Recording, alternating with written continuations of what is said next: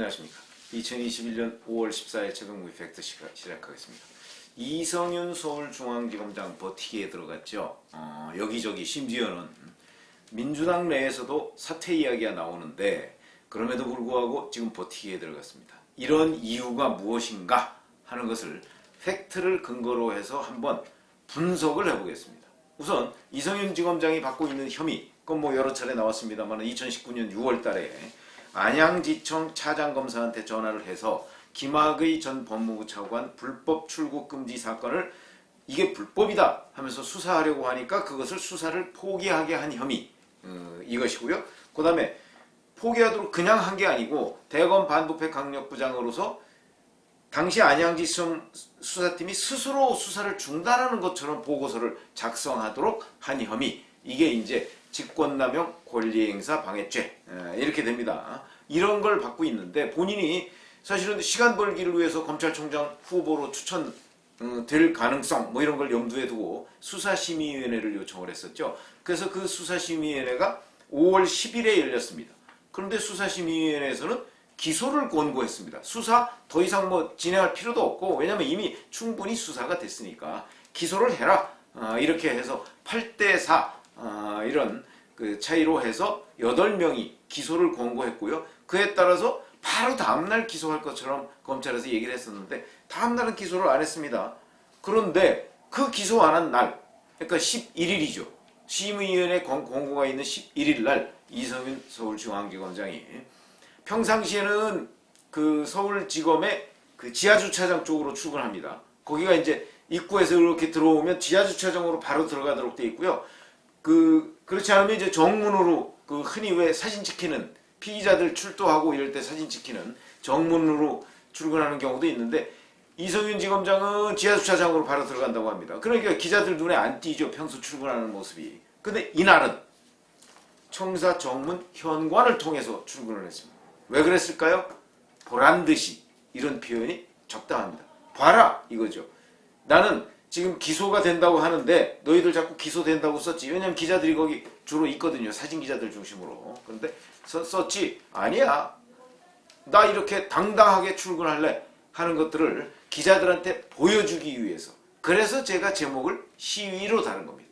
우위력을 보여준다, 이런 뜻이니까 시위를 하고 있는 중입니다. 지금 11일 날. 그 11일 날 정문으로 정상 출근을 했고요. 그리고 12일 날은 휴가를 냈습니다. 그러니까 보여주고 나서 휴가를 낸 것이죠. 뭐 개인적인 문제 이런 거로 휴가를 냈다고 하는데 이것도 보여주기입니다. 자, 나 뭔가 나의 거취 문제나 이런 것뿐만 아니고 나의 앞날에 대해서 내가 생각을 좀 해봐야 되겠어.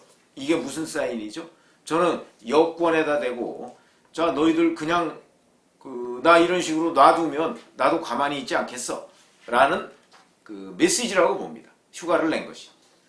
근데 휴가 낸 날 뭘 했나 싶었더니 그날 우선 이제 수원지검 수사팀이 그날 기소를 했죠. 그리고 휴가를 내고 입장문을 냈습니다. 수사 외압 등 불법 행위를 한 사실이 결코 없다. 향후 재판 절차에 성실히 임해서 진실을 밝히겠다. 명예회복을 하겠다. 뭐 이런 식으로 나오고 있습니다. 적반하장이죠. 적반하장인데 이렇게 되니까 이제 여권에서 이성윤 지검장을 비호하기 시작했습니다. 저는 이 비호도 그러니까 백혜련 최고위원 같은 사람은 사퇴 얘기를 했는데 정청래 의원은 KBS에 나와가지고 아니 산불이 나서 바로 껐는데 왜 절차를 안 지켰냐며 문제를 삼는다. 오히려 상을 줘야 되는 건 아니냐.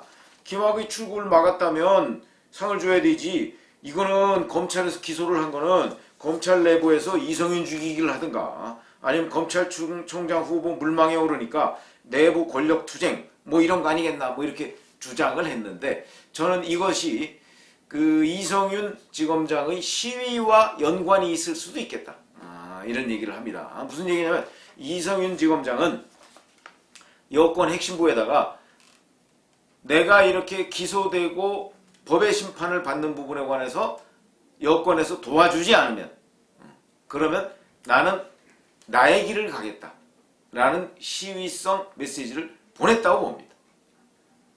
이거는 이제 저의 분석이죠. 팩트는 뭐 휴가 내고 그리고 그 다음날 뭐 출근하고 그다음에 기소되기 전날 정문을 통해서 출근하고 이런 것들이 저는 메시지라고 보고 그 이면에는 여권에 대해서 나도 이대로 죽을 수 없다라는 것을 보여주기 위한 건 아니겠는가. 저는 이렇게 이제 제가 팩트를 근거로 해서 지금 분석을 하고 있는 겁니다. 그리고 나서 13일 날 또 이런 입장을 밝힙니다. 이때부터는 또 정상 지하주차장을 통해서 출근을 하는데 서울중앙지검 형사1부에서 지금 청와대 기획사정 수사 중이죠. 그거 보고받지 않겠다. 그러니까 중앙지검 형사1부에서 소신껏 수사해라. 뭐 이런 얘기인데 그거야 본인이 그 자리에 있어가면서 보고받지 않겠다라고 하는 것이 무슨 그렇게 큰 의미가 있는가. 이것도 결국 나는 버티기다. 내가 여기 이 자리에서 물러나지 않는다. 라는 걸 보여주기 위한 거예요. 정상적으로 나는 직무를 하겠다라는 것을 보여주려는 것이다. 이렇게 지금 볼 수가 있고요. 그러다 보니까 23일 날 박범계 장관이 또 이성윤 지검장을 약간 옹호, 두둔하는 듯한 입장을 보였습니다. 이런 것도 아까 제가 정청래 의원 얘기를 했었죠. 근데 박범계 장관이 또 이렇게 하는 것도 아마 이성윤 지검장이 지금 마쿠에서 뭔가 여권과 얘기를 하고 있는, 빅딜을 하고 있는 그런 부분과 무관하지 않을 수도 있다. 이렇게 생각합니다. 춘천지검을 방문하는 길에 이성윤 기소는 관할을 맞추기 위한 억지 춘향이다. 무슨 얘기냐면 수원지검이 수사해놓고 정작 기소는 중앙지검이 하는 게 이상하지 않느냐. 이런 식으로 얘기하면서 약간 두둔하는. 왜 본인이 지금 사실은 직무배제를 하거나 재판에 넘어간 서울중앙지검장은 대한민국 법조 검찰사에 처음 있는 일입니다. 이런 일을 가지고 지금 마치 남의 얘기하듯이 무슨 논평하듯이 하고 있습니다. 이게 얼마나 부당한 것이냐? 그럼 이 부당한 일이 왜 벌어지고 있느냐? 그건 결국 이성윤 지검장의 시위와 연관이 있지 않겠는가? 전 이런 생각을 하게 되고요. 그리고 오늘 아침에는 또 친문인, 청와대 민정비서관 출신입니다. 김영배 최고위원이 아니 도둑 잡은 것이 죄가 되는 그야말로 어처구니 없는 상황이다. 그러면서 바로 이성윤 지검장을 또 옹호했습니다. 백혜련 최고위원이 그 자리를 물러나는 것이 좋지 않느냐라고 얘기한 이후에 연달아서 친문 의원들이 이성윤 지검장을 옹호하기 시작했습니다. 이게 무슨 연관이 있지 않는가 해가면서 제가 떠오르는 것은 1990년 3월 달에 정호영 의원 사건 뭐 이런 게 떠오릅니다. 잘 아시지만 50 청산 분위기 속에서 정호영 의원이 의원직을 사퇴합니다. 그러니까 이제 12.12 쿠데타 뭐 이런 것들의 주역 아니겠습니까? 그 주역 중에 한 명인 정호영 의원에 대해서 의원직을 내놓게 하는 것이 좋다. 이게 이제 사실은 여러 가지 뭐 이런저런 야당과의 관계 뭐 이런 거 50 청산 문제 뭐 이런 것들을 종합적으로 하고 그 상당한 책임이 있는 정호영 의원을 의원직을 사퇴시켰는데 그리고 나서 대구 서구 갑에 보궐선거가 있는데 이 보궐선거에서 정호영 의원이 무소속으로 출마하겠다. 이렇게 얘기를 한 적이 있습니다. 그러니까 이제 여권에서 또는 야권에서 난리가 났겠죠. 아니 50 청산 문제 가지고서 의원직 사퇴한 사람이 보궐선거에서 무소속 출마해서 뭐 명예회복하겠다고 이러니까 온갖 압박과 여론의 질타가 쏟아졌습니다. 여권은 곤혹스럽겠죠. 근데 여권이 정호영 의원을 보궐선거에 출마 안 하도록 하기 위해서 이리저리 설득을 했는데 정호영 의원이 설득이 안 먹힙니다. 그러다 보니까 막 당시에 정호영 의원 부인이 자해소동이 있었고요. 그 다음에 정호영 의원 본인이 직접 뭐 내가 여기서 왜 물러나느냐 뭐 이런 얘기까지 막 하고 이러다 보니까 여권이 총체적으로 나서서 설득을 했는데 설득이 잘 먹히지 않았죠. 그러다가 뭐 병원에 입원한다고 그러더니 갑자기 잠적하고 그런데 그 당시에는 밝혀지지 않았는데 나중에 보니까 결국 노태우 대통령이 직접 면담을 했습니다. 저는 이게 무슨 얘기냐. 당시 여권에서는 정호영 무소속 출마하지 마 이렇게 된 거죠. 그런데 그 부분에 관해서 정호영 의원은 내가 50 청산 분위기 속에서 의원직을 던졌는데 나의 명예회복조차도 하지 못하게 한단 말이야? 이건 말이 안 돼. 그래서 반발하면서 무소속 출마를 하려고 했는데 그걸 설득시켜서 주저앉히는 것. 그때까지 온갖 종류의 마쿠에서 여러 가지의 협상이 있었던 것이죠. 그 협상이 뭐 나중에 결국은 안 지켜졌지만 그리고 결국 정호영 씨는 그 무소속 출마를 못했습니다.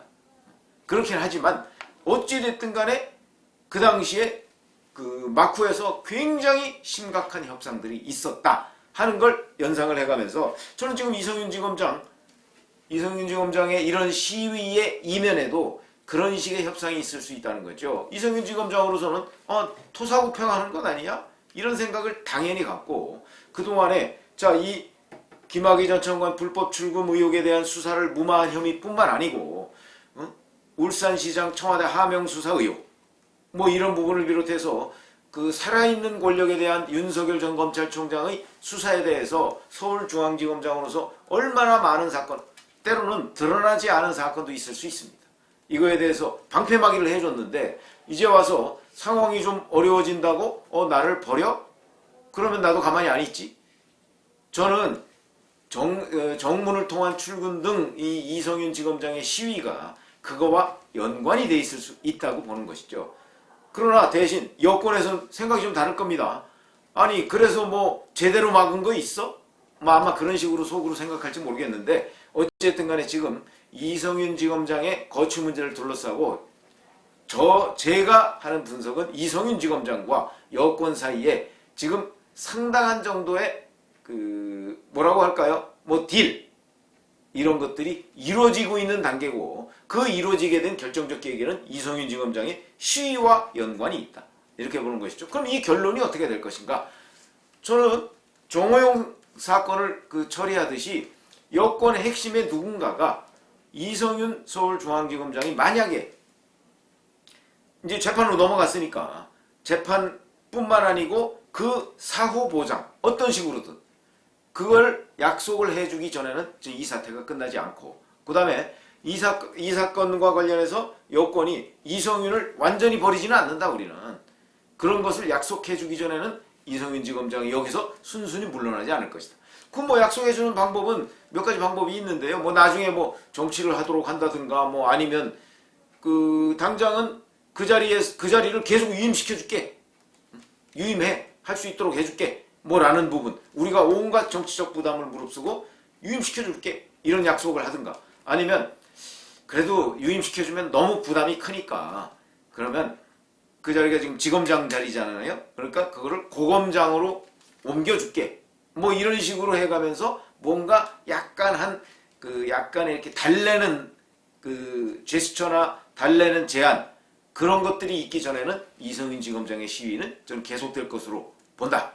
이게 이제 저의 분석인데, 앞으로 지금 10일날 수사심의위원회 공고가 있고 12일날 기소를 했으니까 오늘 14일 한 이틀 정도밖에 지나지 않았지만 앞으로 이 버티기가 계속될 것이고요. 이 버티기 끝이 어떻게 될 것이냐. 그거는 뭐냐면 김호수 검찰총장 후보자 청문회가 끝나고 이제 문재인 대통령이 검찰총장으로 김호수 검찰총장을 임명하지 않겠습니까? 그리고 나서 곧바로 인사가 있을 텐데 이 인사 때 이성윤 지검장을 어떤 식으로 처리하느냐 아니면 유임시키느냐 아마 이런 문제가 여권과 이성윤 지검장 사이의 딜의 결과가 되지 않을까 이렇게 보는데 그건 한번 같이 지켜보기로 하시죠. 감사합니다.